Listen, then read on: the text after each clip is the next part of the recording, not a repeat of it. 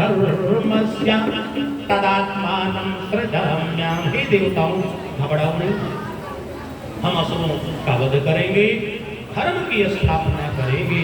देवता प्रसन्न होकर चले गए। हमने भगवान को याद करा दिया है। अरे भगवान तो अंतर्यामी है, उन्हें क्या याद कराना है। इधर कालांतर में समय आ गया, अब हमारी भगवान के अवतार का समय नजदीक आ गया। भादों का महीना आ गया, और भादों का महीना आप लोग सब समझते हो, बरसाती महीना होता, कुआर तक बरसता। कृष्ण पक्ष, तिथि अष्टमी, दिन बुधवार, लेकिन बड़ा सुंदर सुहावना समय है भैया। भादों के महीने में रिम झिम पानी बरस रहा है, मंद मंद वायु चल रही है, बिजली चमक रही है, बड़ा सुंदर सुहावना समय आ गया है।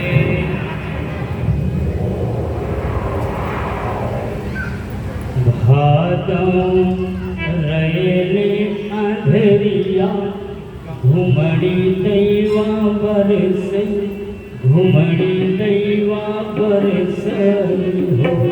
रामा देवकी के कथे हाथी करिया, पयन बेड़ी, अरे पयन पड़ी बेड़ी, पयन पड़ी बेड़ी हो।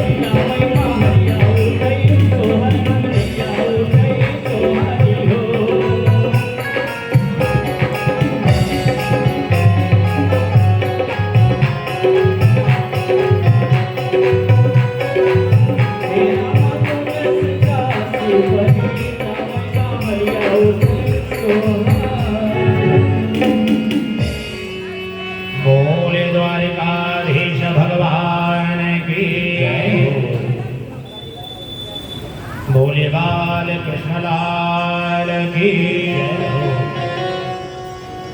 बोलिए सद्गुरुदेव भगवान की जय हो। हरि ओम सत्याय इंद्रो रथकराय सत्यः विश्ववेदा सत्यन्नसारथ्यो हरिश्रेवे सत्तिनो बृहस्पतिर्दधातु। बोले बाल कृष्णलाल की जय हो। बोले कुमार कन्हैया की जय हो। सुपल देव जी ने कहा राजन, अब हमारे भगवान के अवतार का समय बहुत नजदीक आ गया है, बहुत समय नजदीक आ गया है कि अथ सर्वगुणोपेता कालः परम शोभना। बड़ा सुंदर सुहावना समय है और भादों का महीना है, कृष्ण पक्ष है, तिथि अष्टमी बुधवार। देखो राम जी का जन्मदिन दोपहर में हुआ, अब कृष्ण भगवान का जन्म आधी रात में क्यों? इसमें कारण है, भगवान श्री राम जी ने रात्रि को वरदान दिया था। बोले कब? रामावतार में दिया था। क्या वरदान दिया था? जब भगवान राम मध्यान्ह काल में प्रकट हो गए तो मास दिवस कर दिवस भाव अमरम न जाने कोय। एक महीने का दिन हो गया, रात्रि हुआ नहीं। अब रात्रि देवी विकल हो गई, रोती हुई अयोध्या पहुंच गई। रात्रि देवी ने स्त्री का रूप बनाया। जब स्त्री का रूप बनाया भैया तो बिल्कुल काली कलूटी रूप। रात्रि देवी ने कहा हमारा स्वरूप काला है, स्त्री का रूप बनाए तो भी काला। अरे इस काली कलूटी रूप में जाएंगे अयोध्या ना तो अयोध्या वाले घुसने नहीं देंगे, कहेंगे यह काली भवानी पहले ना आ गई, टाइम तो नहीं आ गई, चुड़ैल तो नहीं आ गई। तो सरजू के तट पर बैठ करके रात्रि ने रोना प्रारंभ किया। ए भाई याद रखो, जो हृदय से रोता है ना भगवान सुनते। आह जो दिल से निकाली जाएगी और क्या समझते हो कि खाली जाएगी। रात्रि देवी सरजू तट पर रोना प्रारंभ किया तो भगवान ने मौका दिया मिलने का। क्या मौका दिया? भगवान राम के जन्मोत्सव में इतना हवन हुआ, इतना अबीर गुलाल उड़ा दिया गया कि धुआं से अबीर गुलाल के गर्दा से सूर्य भगवान ढक गए। अंधेरा, दिन में अंधेरा। गोस्वामी बाबा ने लिख दिया है क्या कि अवधपुरी सो है यही भांति और प्रभु ही मिलन आई जनुराती। उस समय दिन में अंधेरा हो गया, प्रभु ही मिलन आई जनुराती। मानो दिन में ही रात्रि देवी मिलने पहुंच गई, इतना अंधेरा हो गया। और ये द्वारिकाधीश भगवान की जब अंधेरा हो गया तो रात्रि महारानी गदगद हो गई कि अंधेरे में चाहे काला आदमी चला जाए चाहे गोरा चला जाए, अब कौन चिनेगा। रात्रि में ही अंधेरे में रात्रि देवी पहुंच गई। राम जी का चरण पकड़ लिया, प्रभु क्या अपराध मैंने किया, आपकी बाल रूप का मुझे दर्शन नहीं मिलता है। भगवान राम ने कहा देवी तुम्हारा अपराध नहीं, अरे भगवान सूर्य ने अनाधिकार चेष्टा किया, मास दिवस कर दिवस, एक महीने का दिन हो गया। सूर्य आकाश मंडल में खड़े ना तो रात्रि कैसे होती, लेकिन तुम्हारा अपराध नहीं। अच्छा जाओ जो चाहो वरदान मांग लो। तब रात्रि देवी ने कहा तुम वरदान देना चाहते, संसार के लोग जो वरदान मांगते हो मुझे नहीं चाहिए। कोई धन दौलत मकान दुकान पुत्र परिवार मांगता वो मुझे नहीं चाहिए। बोले तब हे प्रभु मुझे तो चाहिए कि भादम के तिथि अष्टमी अकृष्ण पक्ष अधिरात, जब भादों का महीना हो, कृष्ण पक्ष हो, तिथि अष्टमी, घनघोर अंधकार, मैं 16 कलाओं से परिपूर्ण रहती हूँ, उस समय व्यक्ति अपना हाथ पसारे तो दिखाई नहीं पड़ता। हे प्रभु उस समय आप अवतार धारण करो ना तो मैं आपके बाल रूप का दर्शन कर चुक सकूंगी। भोरे द्वारिकाधीश भगवान की जब ये वरदान मांगा तब भगवान श्री रामभद्र जी ने एवं मस्त कह दिया, जाओ मैं वरदान देता हूँ कि भादम के तिथ्यष्टमी और कृष्ण पक्ष धीरात और द्वापर में लई हूँ जन्म और जावह हर साथ। बोलिए द्वारिकाधीश भगवान की जय। भगवान ने रात्रि देवी को वरदान दिया था, इसलिए हमारे राम लला जी कृष्ण भगवान का जन्म आंधी रात में होगा।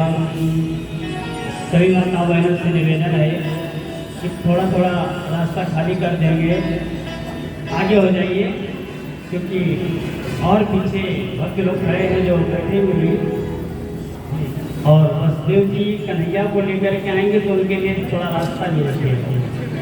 बोली द्वारिकाधीश भगवान की जय। थोड़ा थोड़ा आगे बढ़ते रहे। इधर भी दाहिने तरफ भी जगह खाली, इधर भी आगे बढ़ते रहिए। बड़ी द्वारिकाधीश भगवान की। अब रात्रि में 11 बज चुके हैं, रोहिणी नक्षत्र है, वृक लग्न है और वृक लग्न पर चंद्रमा विराजमान हो गए। धीरे धीरे समय आ गया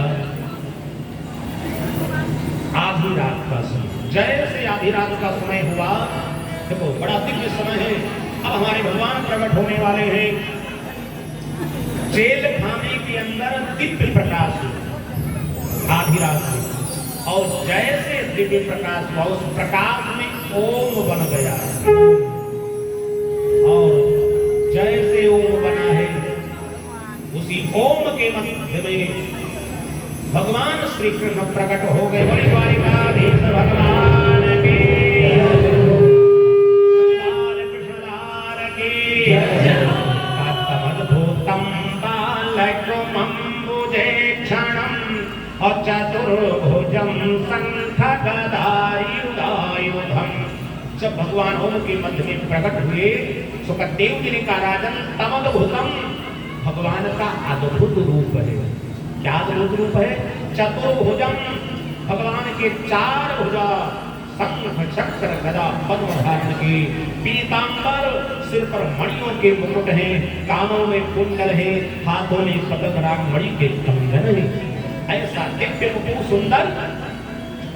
जब देव की मैया ने देखा, हाथ जोड़ करके स्तुति करना प्रारंभ कर दिया। हे प्रभु, आपने तो वरदान दिया था, याद करो क्या वरदान दिया था कि हम आपके बालक बन के आएंगे। इतना बड़ा शरीर, बालक नहीं, सीधे आप तो बाप लग रहे हो। कौन महतारी कहेगी कि बालक है? चतुर्भुजम, इतना भारी रूप ली, शंख चक्र गदा पद्म, हमारी हंसी कराओगे महाराज? हे प्रभु, आपने जो वरदान दिया था वही बालक बन जाओ। भगवान ने हंस दिया। देखो भैया, हमारा ये जो चतुर्भुजी रूप है कितना अच्छा लगता है। भैया ने कहा अच्छा तो लगता है, लेकिन ये शंख चक्र गदा ये सब गायब करो, नहीं कल हंसी हो जाएगी। अरे देवकी के लाला पैदा हुआ सुदर्शन चक्र लेकर पर, गदा लेकर पर।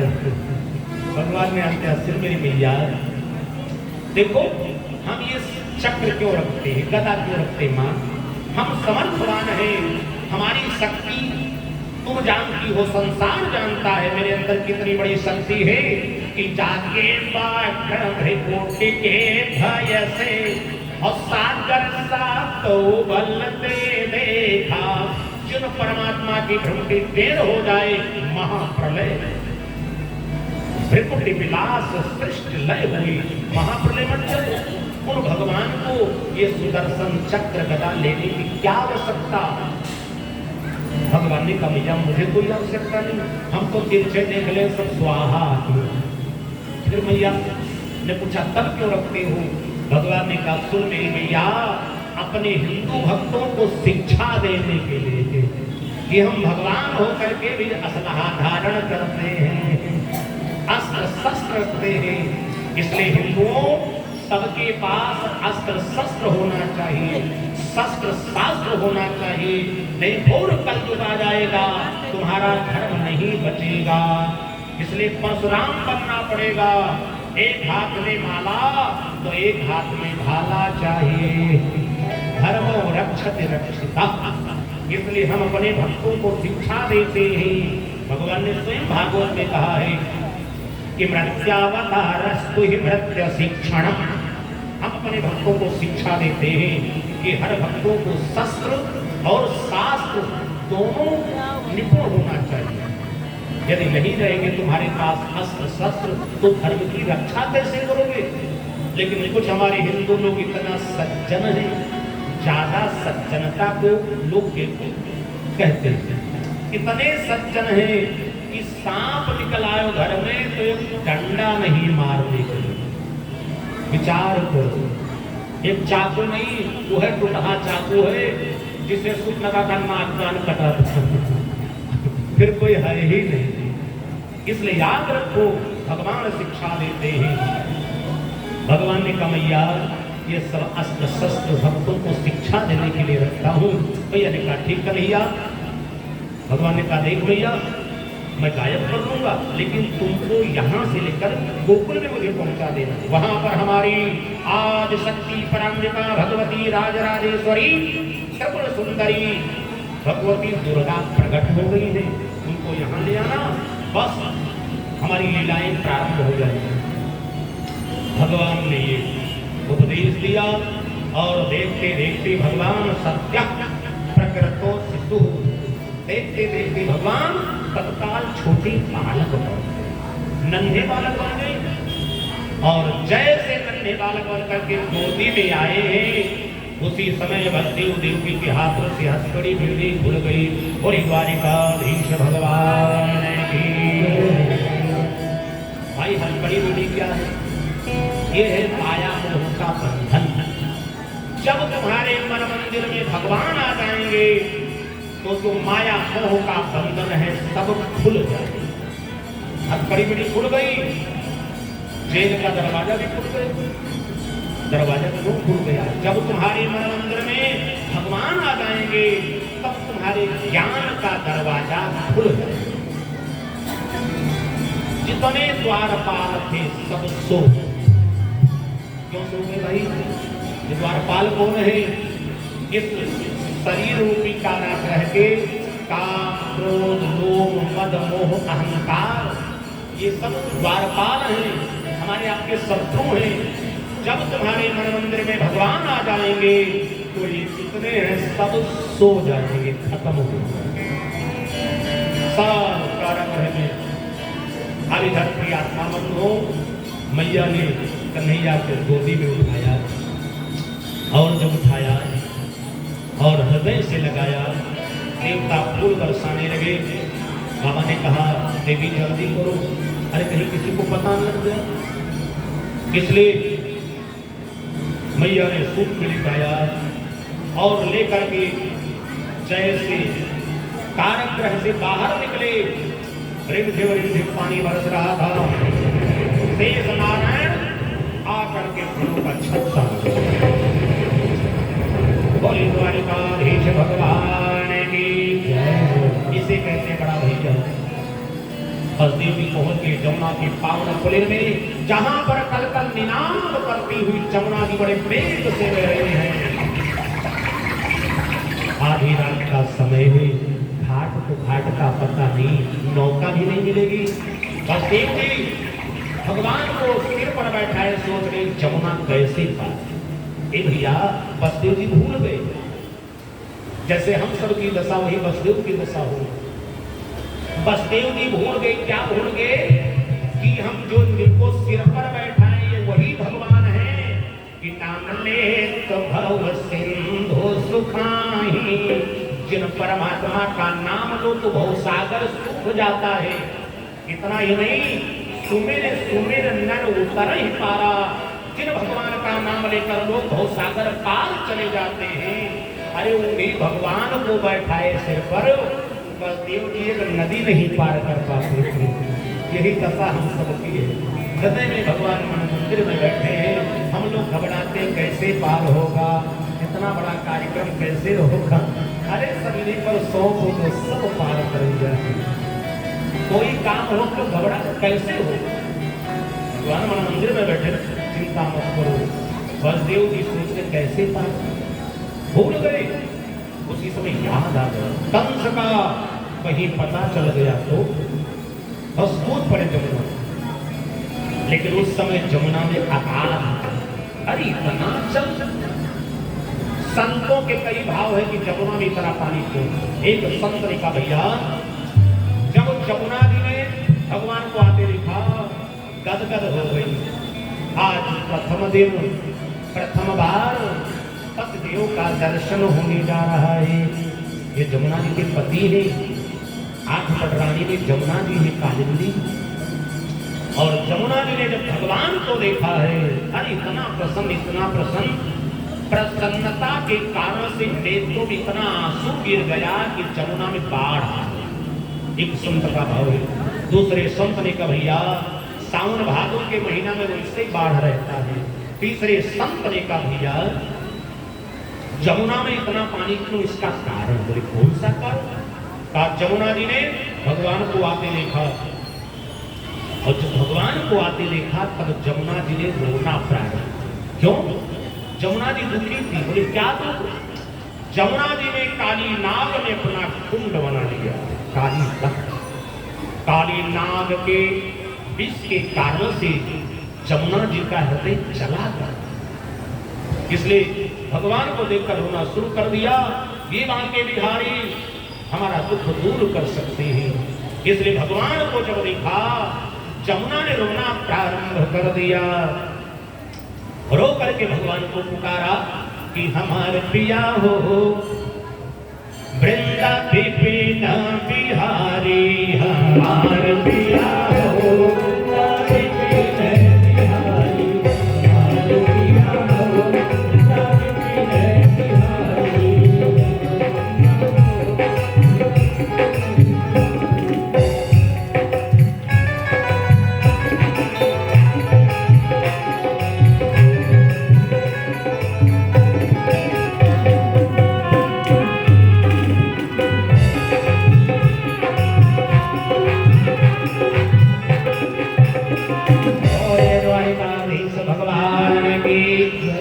जमुना जी ने इतना रुदन किया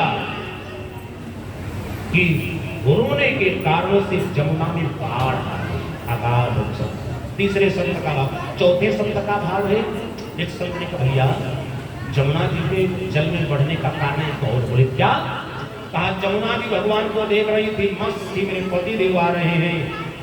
जब वो भगवान नजदीक पहुंचे, बसदेव जी पहुंचे, जमुना ने क्या दिखा रहे? भगवान के ऊपर काली शेष नाग को देखा।